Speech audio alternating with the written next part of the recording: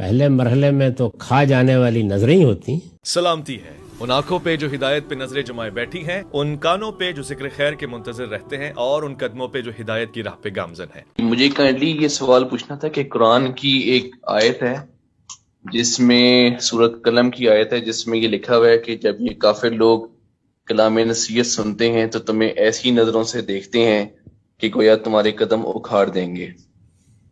تو اس سے جب اس آیت کی تفسیر ہم پڑھتے ہیں مختلف تفاسیر کے اندر، تو اس میں وہ اس سے یہ مراد لیتے ہیں کہ نظر کا لگنا جو ہے وہ برحق ہے۔ اور صحیح مسلم کے اندر ایک روایت بھی لکھی ہوئی ہے کہ اگر آپ کو شبہ ہو جائے کہ کسی کی نظر لگ گئی ہے تو آپ اس سے کہیں کہ آپ غسل کریں، تو غسل کریں گے تو اس کی نظر اتر جائے گی۔ تو یہ ذہن اس چیز کو مانتا نہیں ہے کہ یہ کیسے مطلب کہ اس طرح سے ہو سکتا ہے۔ تو یہ جب میں نے آپ کی بھی تفسیر پڑھی تو اس میں آپ نے اس کو اس طرح سے نہیں لیا ہوا، تو اس کو تھوڑا سا ایکسپلین کر دیں کہ نظر کا لگنا کیا ہے، کہ آیا ہم اس آیت کی تفسیر میں پھر اس حدیث کو ریفرنس بنا کے نظر کی جو کنسیپٹ ہے اس کو مانیں گے؟ واضح ہوگی جی، بات شکریہ۔ اس آیت کا اس سے کوئی تعلق نہیں ہے، یعنی یہ تو ان کے رویے کو بیان کر رہی ہے۔ جب ہم کسی شخص سے نفرت کرتے ہیں یا کسی سے اختلاف میں حدود سے تجاوز کرتے ہیں تو ظاہر ہے کہ اس کی ابتدا کہاں سے ہوتی ہے۔ پہلے مرحلے میں تو کھا جانے والی نظریں ہی ہوتی ہیں کہ یہ آدمی جو ہے اب اس کو ہم چھوڑیں گے نہیں، اس کے بعد ہاتھ آگے بڑھتے ہیں یا زبان کھلتی ہے۔ تو قرآن مجید نے یہ بتایا ہے کہ اتنا غصہ ہے ان کو اس دعوت پر، ظاہر ہے کہ یہ دعوت ان کے پورے معاشرے کو ایک چیلنج کی طرح درپیش ہو گئی تھی کہ یہ اپنی نظروں ہی سے یہ چاہتے ہیں کہ تم کو برباد کر کے رکھتے ہیں۔ یہ ہے بات، اس کا نظر بد سے، نظر لگنے سے کوئی تعلق ہی نہیں ہے۔